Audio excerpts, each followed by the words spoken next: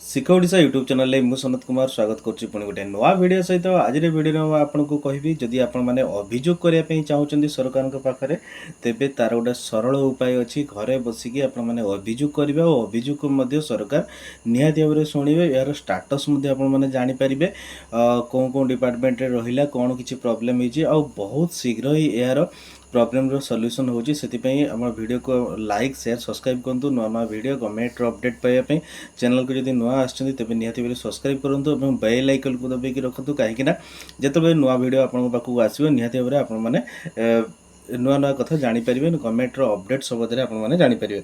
ଦେଖନ୍ତୁ, ଆଜି ଆମେ ଡିସ୍କସନ୍ କରିବା ଗ୍ରିଭିଏନ୍ସ ପୋର୍ଟାଲ ସମ୍ବନ୍ଧରେ ବା ଅଭିଯୋଗ ଶୁଣାଣି ସମ୍ବନ୍ଧରେ। ଯଦି ଆପଣଙ୍କର କୌଣସି ବି ପ୍ରୋବ୍ଲେମ୍ ଅଛି, କୌଣସି ବି ପ୍ରୋବ୍ଲେମ୍ ମିନ୍ସ ଆପଣମାନେ କ'ଣ ବୁଝିବେ, ଯଦି ଆପଣମାନେ ଦୀର୍ଘ ଦିନ ଧରିକି ରେସନ୍ କାର୍ଡ଼ କରିଛନ୍ତି, ଆପଣ ଜଣେ ଆପ୍ଲାଏ କରିଛନ୍ତି, ଆପଣ ଇଲିଜିବୁଲ୍ ପର୍ସନ୍ ଜଣେ ବା ଆପଣଙ୍କର ସମସ୍ତ ଫ୍ୟାମିଲି ଏଲିଜିବୁଲ୍ କ୍ରାଇଟେରିଆ ଆପଣଙ୍କ ସପକ୍ଷରେ ଯାଉଛି, ତେବେ ଆପଣ ନିଶ୍ଚିତ ଭାବରେ ତାର ଗ୍ରିଭିଏନ୍ସ ପୋର୍ଟାଲରେ ରଖିପାରିବେ ତାର ଯେଉଁ ସୂଚନା, ଯେମିତିକି ଆପଣମାନେ ସିଏମ୍ ଗ୍ରିଭିଏନ୍ସ ବା ମୁଖ୍ୟମନ୍ତ୍ରୀ ଅଭିଯୋଗ ଶୁଣାଣି ପୋର୍ଟାଲରେ ଆପଣ କରିପାରିବେ।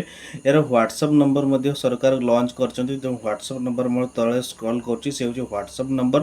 ଏହାକୁ ଆପଣମାନେ ସେଭ୍ କରନ୍ତୁ ଏବଂ ହାଇ ଲେଖନ୍ତୁ ଏବଂ ଅଟୋ ଯେଉଁ ବୋର୍ଡ଼ ଚାର୍ଟ ଅଛି, ସେ ବୋର୍ଡ଼ ଚାର୍ଟ ମାଧ୍ୟମରେ ଯାହା ବି ଆପଣଙ୍କର ମଗାଯାଉଛି, ଆପଣଙ୍କ ନାମ, ଆଡ୍ରେସ୍, ମୋବାଇଲ୍ ନମ୍ବର ସବୁକିଛି ଆପଣମାନେ ଦିଅନ୍ତୁ। ଦେଇ ସାରିଲା ପରେ ଆପଣଙ୍କର ଯାହା ବି ଅଭିଯୋଗ ଆପଣମାନେ ଓଡ଼ିଆରେ ବି ଲେଖିପାରିବେ।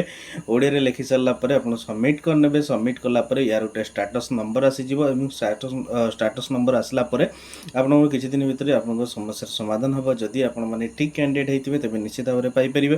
ଇଏ ଗଲା ରେସନ୍ କାର୍ଡ଼ କଥାକୁ ନେଇକି। ଯଦି ଆପଣଙ୍କର ଭତ୍ତା ହେଇଛି, ଯଦି ଆପଣ ଘର ପାଉନାହାନ୍ତି, ଯେକୌଣସି ଇସ୍ୟୁ, ଯଦି ଆପଣଙ୍କ ଆପଣଙ୍କ ଏରିଆରେ କିଛି ରାସ୍ତାର ପ୍ରୋବ୍ଲେମ୍ ଅଛି କିମ୍ବା ଇଲେକ୍ଟ୍ରିଫିକେସନ୍ ପ୍ରୋବ୍ଲେମ୍ ଅଛି, ପାଣିର ପ୍ରୋବ୍ଲେମ୍ ଅଛି, ଯେକୌଣସି ଜିନିଷ ଯଦି ଆପଣମାନେ ଷ୍ଟେଟ୍ ଗଭର୍ଣ୍ଣମେଣ୍ଟକୁ ଜଣାଇବା ପାଇଁ ଚାହୁଁଛନ୍ତି, ତେବେ ଚିଫ୍ ମିନିଷ୍ଟର ଯେଉଁ ଗ୍ରିଭିଏନ୍ସ ପୋର୍ଟାଲ ଅଛି, ଚିଫ୍ ମିନିଷ୍ଟର ଅଭିଯୋଗ ଶୁଣାଣି ପୋର୍ଟାଲ ଅଛି, ସେ ଅଭିଯୋଗ ଶୁଣାଣି ପୋର୍ଟାଲରେ ଆପଣମାନେ ନିଜର ପ୍ରୋବ୍ଲେମ୍ ବା ଆପଣଙ୍କର ଅଭିଯୋଗକୁ ସରକାରଙ୍କ ପାଖକୁ ଆଣନ୍ତୁ ଏବଂ ଖୁବ୍ ଶୀଘ୍ର ଏହାର ମଧ୍ୟ ସମାଧାନ ଆପଣମାନେ ପାଇପାରିବେ। ଦେନ୍ ସେକେଣ୍ଡ କଥା ଅଛି, ଯଦି ଏମିତି କିଛି ଜିନିଷ ଅଛି ଯେଉଁଟାକି ବଡ଼ ଇସ୍ୟୁ ଅଛି, ଯେଉଁଟାକି ସେଣ୍ଟ୍ରାଲ ଗଭର୍ଣ୍ଣମେଣ୍ଟ ହାତରେ ଅଛି, ସେଥିପାଇଁ ସରକାରଙ୍କ ତରଫରୁ ସିପି ଗ୍ରାମ ବୋଲି ଗୋଟେ ୱେବସାଇଟ୍ ଅଛି, ସିପି ଗ୍ରାମ, ଯେଉଁଥିରେ ଆପଣମାନେ ଆପଣଙ୍କର ପ୍ରୋବ୍ଲେମ୍ ମଧ୍ୟ ସବମିଟ୍ କରିପାରିବେ, ପ୍ରୋବ୍ଲେମକୁ ଜଣାଇ ପାରିବେ କେନ୍ଦ୍ର ସରକାରଙ୍କ ପାଖରେ। ଏହା ପାଇଁ ଆପଣମାନେ ପ୍ଲେ ଷ୍ଟୋର୍ ମଧ୍ୟ ଡାଉନଲୋଡ଼୍ କରିପାରିବେ। ଯେମିତିକି ମୁଁ କହିଲି ଚିଫ୍ ମିନିଷ୍ଟର ଗ୍ରିଭିଏନ୍ସ ପୋର୍ଟାଲ ହେଉଛି, ସେହିଭଳି ଭାବରେ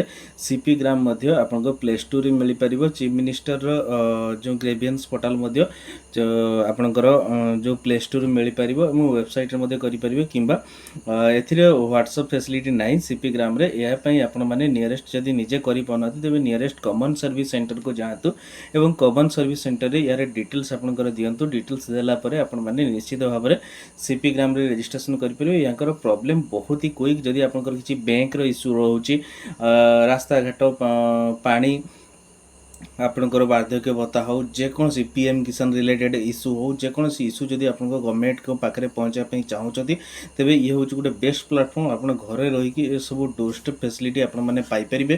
ଇଏ ଥିଲା ଗୋଟେ ଆଜିର ଅପଡ଼େଟ୍। ଏଇଭଳି ଭାବରେ ନୂଆ ନୂଆ ଭିଡ଼ିଓ ଗଭର୍ଣ୍ଣମେଣ୍ଟର ଅପଡ଼େଟ୍ ପାଇବା ପାଇଁ ଚ୍ୟାନେଲକୁ ନିହାତି ଭାବରେ ଲାଇକ୍, ସେୟାର, ସବସ୍କ୍ରାଇବ୍ କରନ୍ତୁ। ରହୁଛି, ନମସ୍କାର, ଜୟ ହିନ୍ଦ।